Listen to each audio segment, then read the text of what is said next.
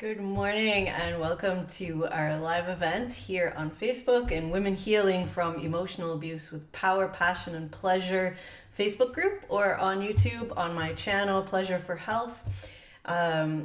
This topic is very interesting to me and has a lot of aspects to it that I think that you too will find beneficial and interesting, especially if you are finding that you're getting caught attracting a lot of victim types of people, or you are finding it hard to kind of motivate yourself to act in a more interdependent way in your relationships.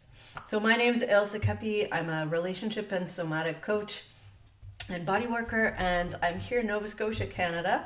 You can find out more about me on my website, ilsekepi.com.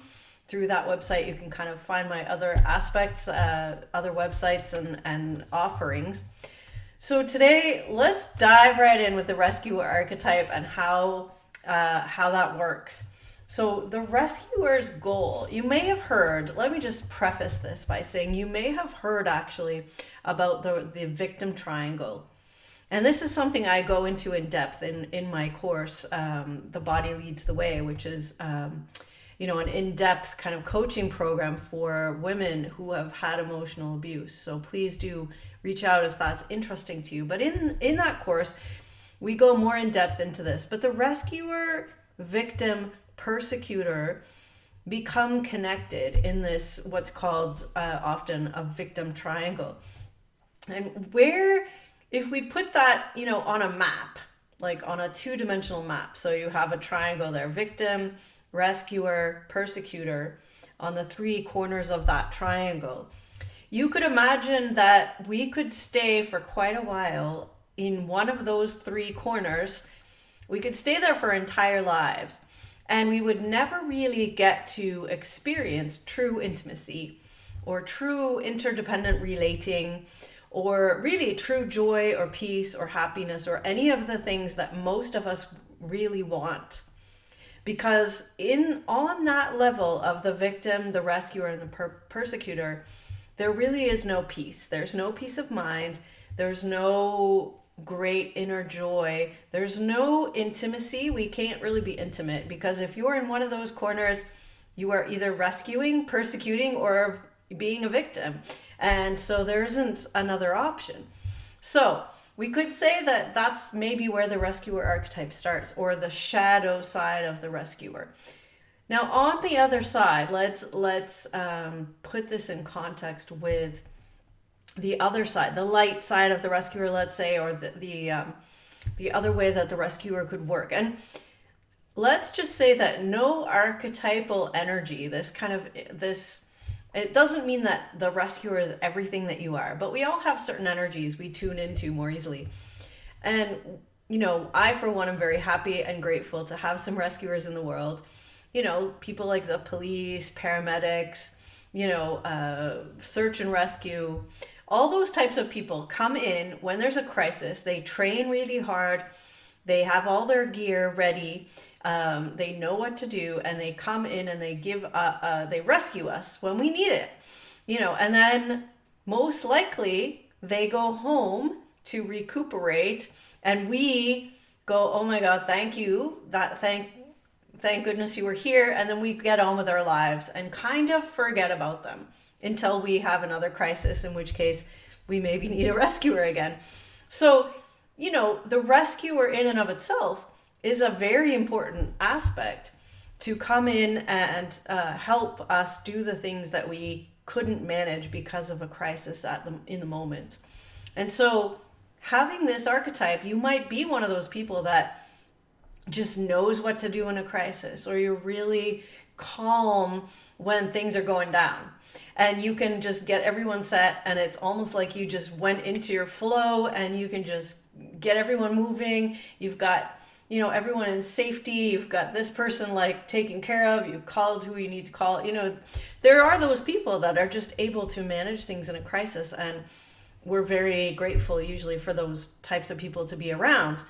But it's also easy for them to kind of fall into more on the victim triangle rescue, or into the kind of shadow side of that. Because, after you've finished with your rescuing and the person's safe, hopefully, and recovered or off to hospital or whatever they need, you go home by yourself, or, and that's where you have to know that you look after yourself then. You eat properly, you rest, you check your equipment, you're, prepping for the next crisis. But you're not hyper vigilant. You're not running around making another crisis. You're not miserable because there's no crisis. You're sitting there with your feet up going, hey, isn't this great? There's no crisis. But if there was, I'm ready. And those people can be ready to do that. So that's kind of the two sides of this archetype. And the reason I chose to talk about this today is because a lot of women have the rescuer archetype, and it kind of goes along with maybe more men would have the knight, who's kind of a rescuer. If you think about Sir Lancelot, he was a rescuer. Healers also, so I can speak to this personally as a healer. I consider myself, healing, and sometimes it's easy for me to come in and fix things, come in and rescue. And I have been known in the past, hopefully not too much in the present, but I have been known in the past to almost create dramas just so I could come in and sort them out, because I was really good at that. And it gave me a feeling of satisfaction and self-worth, self-esteem, that I could handle this kind of a crisis. And, my friends would be like, oh, you're doing such an amazing job, but if there wasn't a crisis, then, I was kind of looking around going, well, what do I do now? Right. And I wasn't aware that, I need to look at myself, I need to replenish my own stores, my energy, have a nap, all the things. And so this is coming, I've learned and really forced myself to work with this in that way, so that when I'm dealing, with someone that really needs help in that moment, I'm not depleted and tired and burnt out and all of those types of things. So this is kind of the relation of the rescuer, the knight or the healer, even the servant sometimes, or the hero coming to rescue. So you might resonate with a different word, but it's worth kind of looking at this. Now, why do we end up having this type of energy? And often, just our personality, the way that we're born, maybe our soul contract has the need to have this archetypal energy of being able to come in a crisis and rescue. Perhaps in a past life, you couldn't rescue, you died in a horrible death because there was no one to rescue you. I don't know. There could be some karma there if you believe in that. Also, though, if you look at a lot of women that have grown up in households where their parents needed rescuing a lot, that could be, parents that were addicts, parents that were just not coping well. And maybe you as a young child learned to rescue, learned to step up and, make everything okay. You made dinner for your dad, or, you got your little brother all changed and put to bed every night if your mom didn't come home. Like, I don't know how that might have worked in for you, but often we have learned these patterns as children, or that was our way of coping. We became the rescuer, and we helped our family. And so often that becomes something we can't let go of, because it's such a core part of ourselves that we feel, if I let go of helping people or rescuing people, who am I? I'm, you didn't have a chance as a child to explore being an artist, or, being out in nature, or, going and writing, or doing, being good in school, or all the other parts of yourself that potentially got pushed down because there was always a crisis and you always had to deal with it, and that was what there was. That was life. So if that happens, then being in that mode of rescuing or fixing or helping is the only way to gain energy or gain power or gain some kind of sense of, okay, I'm here in the world and this is what I'm doing. So we tend to attract people that need rescuers. And who are those types of people? Well, they're often victims, codependents, addicts. We tend to attract them because we are so used to being in that rescuer mode. And I would say, let's go back to looking at one of the possible outcomes of being in this kind of shadow side of the rescuer is that we can't really have an intimate relationship. And if you think about it, if you just take a calming breath for a second and think about it, being a rescuer of someone else isn't really intimacy. It's probably not what you would really call, I want a partner that meets me, a life partner that we help each other, we do things together. Being a rescuer is not that. Being a rescuer is you coming in and fixing or helping or advising or being the emotional support for the other person.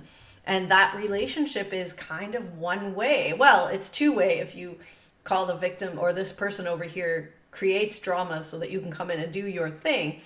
But it's not an equal sharing of who you are, in a sense that you're both helping each other and doing things together and sharing your interests or your goals or your dreams or all those other things that you might consider real intimacy. You could never be vulnerable and just let down with the person that is a victim. They're just going to say, why aren't you looking after me? Right? And you probably hear that sometimes in your relationships. Well, what do you mean you need support sometimes? You're the rescuer. You do that for me. I don't do that for you. So you can get in these kind of codependent relationships where one person's always that role and the other person always provides the person that needs help. And if one of you decides to change or grow, it kind of becomes an issue for the whole relationship. So this is where a lot of people get to, and then they're like, okay, well, how do I move through this stage? So we want to really understand that the rescuer is not a bad thing, but what ideally the rescuer can do is come in, if needed, if asked for help, that you could come in, help, and then offer that as a gift. Here's my help, and then go away and be satisfied with knowing that you helped. Not needing accolades or gratitude it's nice to get a thank you, but I mean ongoing. You're not tying strings to your helping, right? You're saying, here's the help and then I'm going about my business, and your business might be, like I said, rejuvenating, replenishing, resting, eating healthy, doing all the things that you need in order to be a healthy person and ready to be able to act on a moment's notice if you're needed, right? And the other thing to notice here is that we've talked in the group a while ago, I think, about different endogenous chemicals that add a physiological response to this. We've talked about opioids, which are endogenous, which means they're produced by our own body, that can make certain behaviors become addictive. And the thing that comes up with rescuers is probably, as you guessed, adrenaline. You get an adrenaline rush when you rush in, you're doing all this stuff, you're saving the day, and then you go home and you kind of have a drop, and you need to let your body recover from that adrenaline rush. You need to let your kidneys and adrenals recover. You need to eat well, sleep well, go for long walks, those kinds of things to allow your body to come down out of that, hyperadrenaline rush, fight or flight or act kind of activation, and come back down to the rest and repair kind of nervous system aspect. So the rescuer is not meant to be rescuing all the time. And if you notice yourself, so what I noticed in my body as I was coming down from this place of needing to rescue all the time, one was I was exhausted. I was starting to get burnt out. But two, when I started to come down out of this, I found myself feeling really anxious when nothing was happening, when everything was kind of going okay. It was like, well, wait a minute, what do I do now? And I had to kind of deal with that. I was like, okay, everything's actually okay. I could just take a deep breath, have a cup of tea, you know, go swimming, do whatever I want to do. That would be okay too. I don't have to be always dealing with something else, someone else's stuff. And, you know, it took, I would say, a good 2 years actually for me personally to come down from this vigilant state of something's going wrong all the time that I need to fix. And, you know, sometimes life is like that, just throws a lot of things at you. And so it might not be your fault that you were looking for things to fix. Sometimes life just throws a lot of shit at you at once. And we need to really understand how to rest and take that in. But in a natural and healthy state, we're the rescuers meant to kind of be forgotten, you know, when we're not needed. And we just don't forget ourselves. This is where we step up and go, okay, I'm not needed by anyone else. This is when I remember myself. And a lot of my programs for, you know, women or people that have had abuse is about remembering who we are. And what would we do if we weren't out there fixing, advising, rescuing someone else, or being the victim of abuse, or in one of those aspects of the triangle, the persecutor, the rescuer, the victim? If we weren't on that triangle, who are we, right? Who could we become? What other archetypal energies, what other personality parts of yourself have you hidden away and not developed because you're so busy down here on this triangle? So it's the rescuer is an interesting one. We definitely need rescuers in the world, but we need rescuers with discernment around how to do that with detachment, you know, like, we love you, here's how to move forward, but then offering that person to actually move forward on their own, or become more independent without you there, so that we don't drop into being codependent with the other person. So that becomes a codependency triangle as well. You know, the rescuer needs the victim, you know, the victim needs the persecutor needs the victim. Like, they all kind of need each other. And so it just keeps you tied up in knots there. And so what we want to do is take some time, realize that we could be an amazing rescuer and still take time to figure out who we are. In between crises, you can spend some time on your own. You could have, you know, intimate relationships that are more interdependent, that you might call up and be like, hey, I'd love to just go for a walk. I haven't seen you in a long time, and not need to fix or be the emotional support or anything. Maybe you just share how you're feeling that day and get some support for yourself. So hopefully that gives you a bit of an overview and some ideas of looking at how can you really deal with self-care. How can you really start looking at your own needs and wants and desires? And this is exactly where I go in my programs for women particularly. I have worked with men as well, separately and typically on their own. I have group programs and individual programs for women. We just tend to work well in groups. And we learn from each other. So, you know, anyone is welcome to reach out. I do have material and coaching packages that I can tailor particularly for you and how you want to work, and what aspects of different things are you struggling with, so that we can get you to a place of feeling that enlivened joy, that peace, that good, you know, ability to be intimate with people, that ability to have the power of the vulnerability, you know, let down a little bit. That would be my potential wish for you. And maybe that sounds a little rescue-y. I have some ideas what you would need. But really, I'm just here, you know, when you are ready to reach out and when you're ready to do some of this work. And I've been there before. I've experienced all of it. I've worked with many people through this process. And I'm happy to have a chat with you on a breakthrough call. It's a free call. We can just have a chat and see where you're at, what would work for you.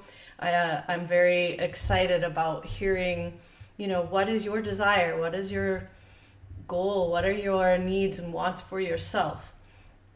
So reach out to me. I'm going to put the link in the comments, and definitely stay tuned for more videos